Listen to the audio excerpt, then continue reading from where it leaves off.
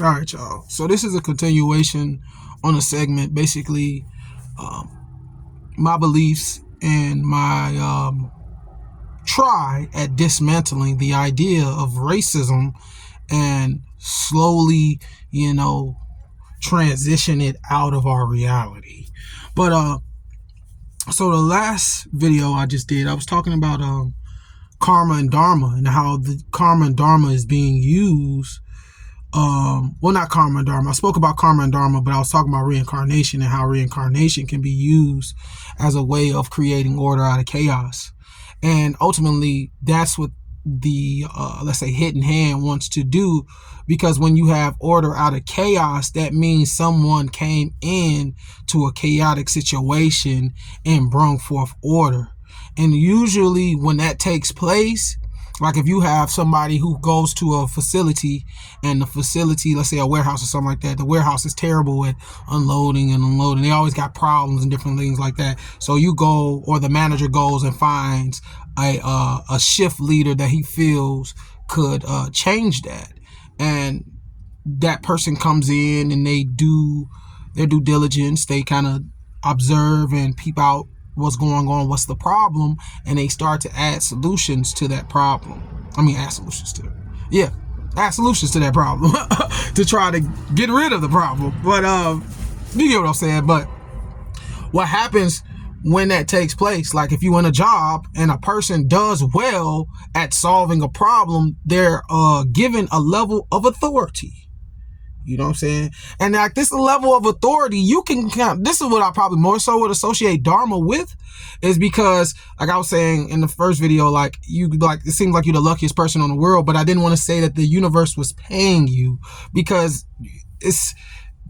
that concept only works so far once you go cosmic. You know what I'm saying? So I didn't want to say paying, but I would say they give you, like, you are granted an authority that a lot of other people aren't privy to, which we could consider luck. You know what I'm saying? Like somebody, you might know somebody, they do something and every time they do it, they always do the best and all this and that. And every time you try to do it, you fuck up. Even if you try to do exactly how they do it, the same way, you might wear the same clothes, everything. But for some reason, when you do it, it just don't work. That's like this whole Dharma energy, this like authoritative energy that has been given to you by the divine.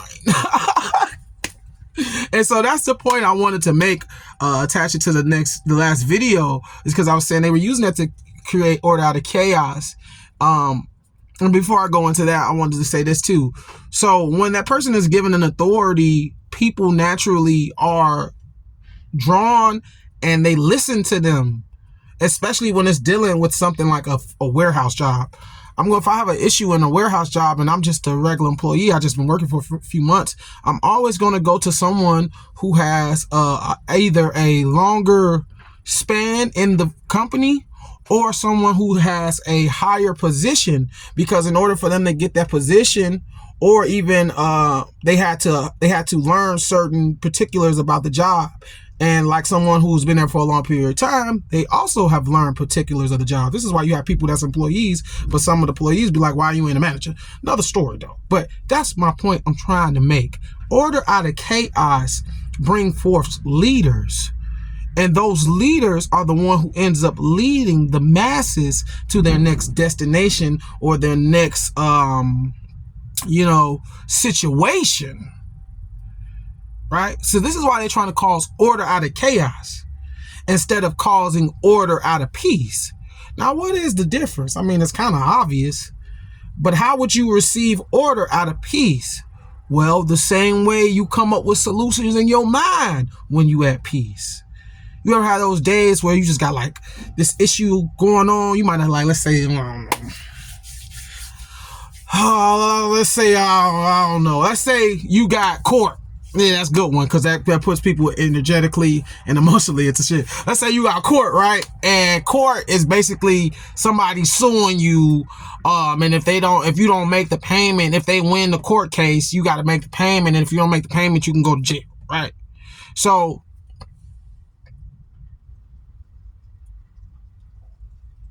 when you at peace, like true peace, Like, you know, you've been to that space of peace, inner peace, that 0 point space, which is what I consider what people talk about when they getting to peace. You're not going into peace, you're going back to the 0 point, that peace, the increment, the little dot.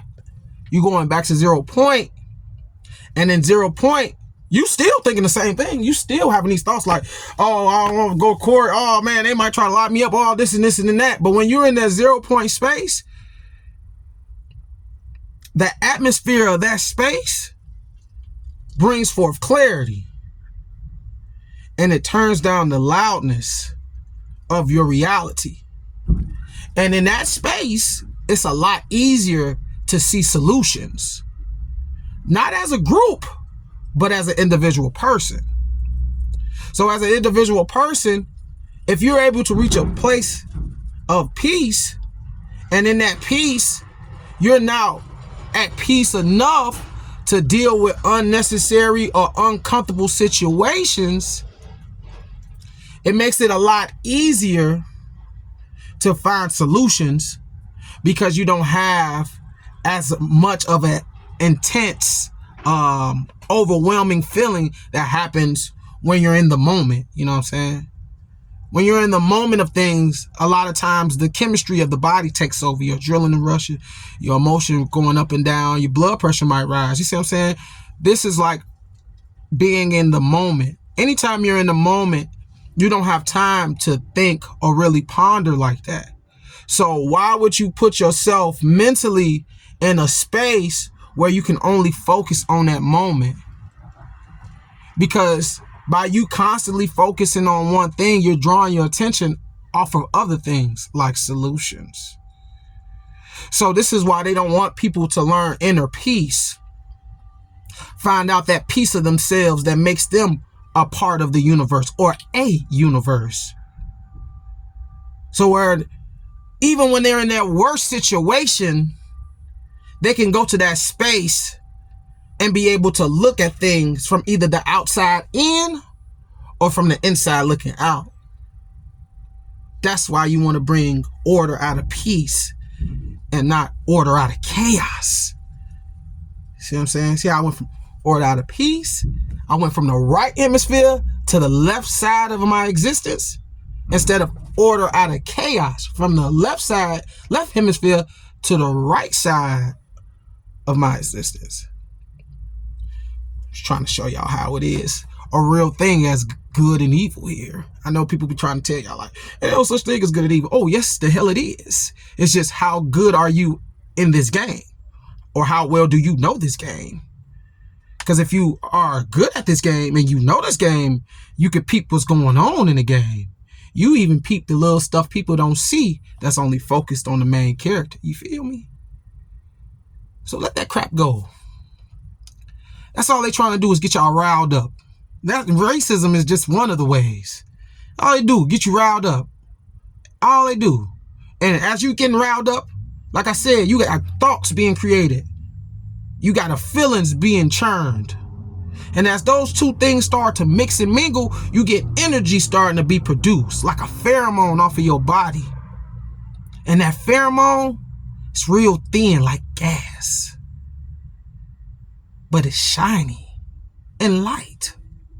You know what I'm saying? And see, that's what they want.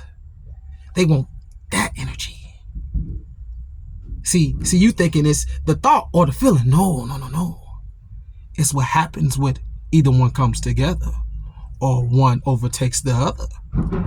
Just trying to keep y'all wise out here. Rise up, fly, stay true like the 9'S, roll your little bay.